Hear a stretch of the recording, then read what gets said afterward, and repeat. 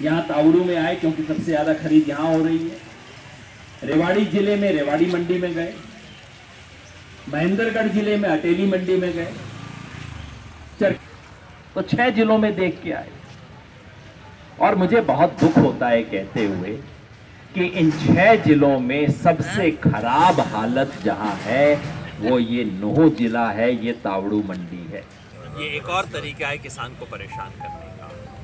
हाँ, नमी के बारे में सरकार का नियम है, 14% से ज़्यादा नमी हो तो उसको उस समय नहीं खरीदा जाएगा, लेकिन रिजेक्ट नहीं होगा। सरकार कहती है कि सरकार व्यवस्था करेगी कि वहाँ पंखे लगाए जाएं, नमी को सुखाया जाए और उसके बाद कुछ घंटे बाद या अगले दिन उसको लिया जाए। नमी के आधार पे कोई डेयरी रिजेक्ट नहीं हो सकती, सरकार का नियम है।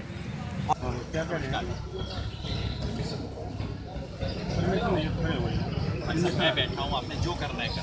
परमिशन है तो दिखाओ आपने। ना हमने परमिशन दी ना लेनी, अभी हम खाली सिर्फ किसानों की समस्या सुन रहे हैं। समस्या परमिशन दिखाओ, क्या की समस्या सुन रहे हो, कहाँ से आए तुम?